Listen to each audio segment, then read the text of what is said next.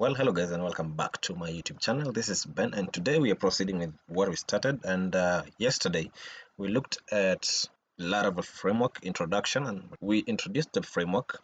We looked at why are we going to use, or what is Laravel, why are we using it, and I also gave my own opinions regarding the framework. And today I said that these tutorials are just going to be 10 videos long. I don't want to go beyond that. So what we're going to do is we're going to now start by installing the application. But before we install, we need to know the things that are required for you to have so that now you can use Laravel. There are a few things that you require to know. Laravel, I said, it's easy, very easy to learn, very easy to use, but there are basically few things that you need. One of those things you need is, first of all, you must be able to code, or you just need to know, first of all, the basics. A CRUD application. CRUD application means you can create a record in your database, or your favorite database, that is MySQL or Postgres. You can create, select, delete and update a record, that is CRUD, and you can also do it on PHP. And for those who are still not aware or still don't know PHP, I have a very good series here on PHP that will walk you through the course very fast. So if you scroll it, you are going to find the videos are there, very short videos, and they'll teach you everything you need to know about PHP. You can come and jump back to Laravel. If you don't want to do that, you can still learn Laravel, but it will be hard for you because you won't be able to know what a variable is, how to do manipulation on like calculations, how to write conditions, how to write loops, things like that. So you need to know them, and those are available on the PHP tutorial series that I have, which offer very good introduction. I'll also leave the link in the description below. Number two, for those who already know, you need now to have Composer. So you need Composer installed. If you're on a MacBook, any Linux distro, or you're running Windows, you need to have Composer. And you can simply come here to Composer and download it. It's very easy. You can just download. Simple. This is how you do it.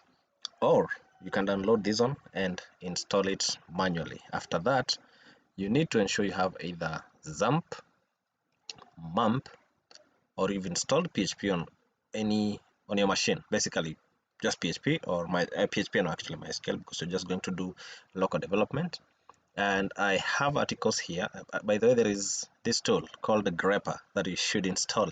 And whenever you type a question that involves coding or anything like that, there are other people who have contributed to it, so it just shows up on your first results there, and all you just need to do, because you're good at this, just copy, paste, and you're done. Install PHP, install any of this, and I want now to go to those people who are using either XAMPP or MAMP, and I want to show you now how to add this, because once you have XAMPP, you don't have it on your path, so you need to add it. Open your computer, go to Properties, then scroll to where we have Advanced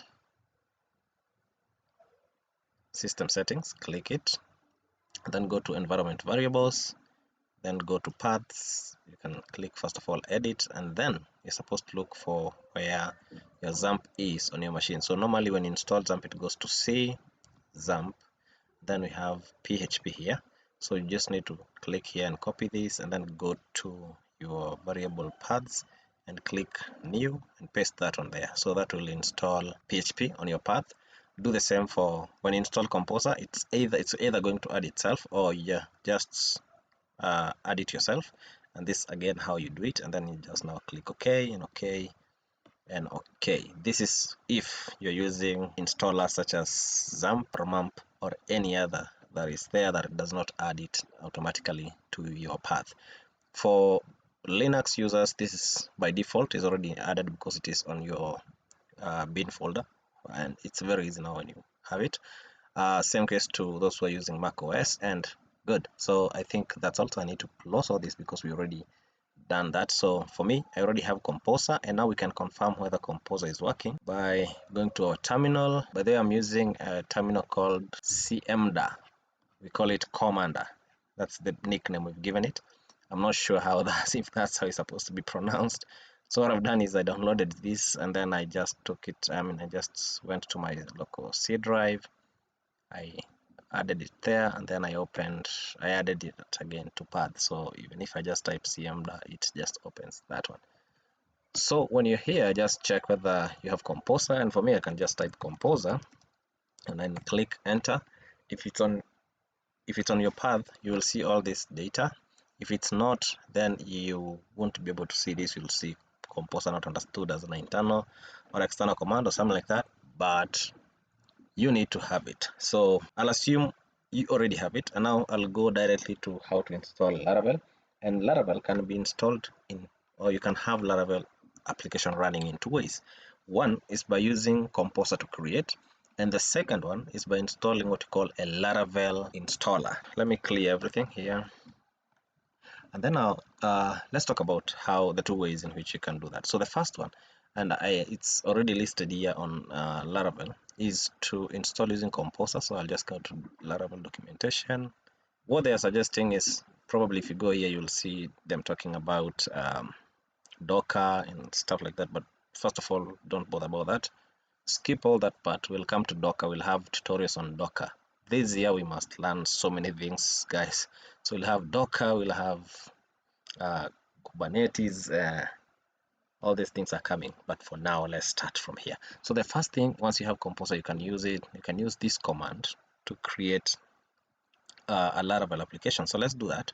So this is what they're saying. So you need to say Composer create dash project, and the project is Laravel slash Laravel, and then you give your Laravel name. So this is demo. Let me call it demo install, demo create via Composer. I think this is much better. It's a very descriptive name, and I like that. So demo create via Composer, and when you tap enter, what will happen is that now the project itself will start. The creation will start, and scaffolding of everything will happen. Folders will be created and things like that. So we'll wait for this to finish, and then we will proceed. So finally, our Laravel application has finished creating, and as you can see, there are so many things which have been installed. All these are helpers, as I said, to help you fulfill or do a certain thing. This is why we call it a framework, right? Because all these things are just tools made by other people to help you do a specific thing. If it is unit testing, if it is creating tokens, if it is creating passwords, if it is accessing the database, all those things are available for you. So I want us to now cd into our Laravel application, and we had said this is it was demo create via Composer. So we cd into it and then open it. And because I don't want this video to be too long, let me just open it, and then we'll have part 2, which I'll walk you now through file structure and also show you so many things about Laravel that you will love. So thank you guys for tuning in. Please remember, install Composer, add PHP to your path, or if you're using Linux or Ubuntu or wherever, those things are already in the path once you install it. And now install Composer, you'll be ready to go.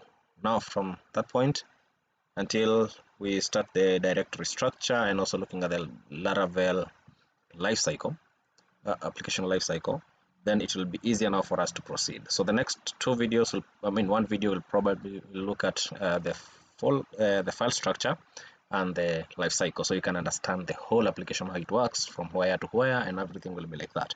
So until that time, guys, thank you for tuning in. Please remember to subscribe, remember to comment, remember to ask questions, remember to comment, also teach your friends anything you know about what you've learned. You can also use the comment section to write your own notes. It's very good, and I'll comment, and probably I'll create a blog post that will contain all of your contributions. And this is very, very important, guys. So don't forget to subscribe and to comment, and even to invite others who are junior developers or entry level people who fear frameworks. to come and learn with us, because it's going to be very interesting. So until next time, thank you for watching and for tuning in. Let's meet in our next video.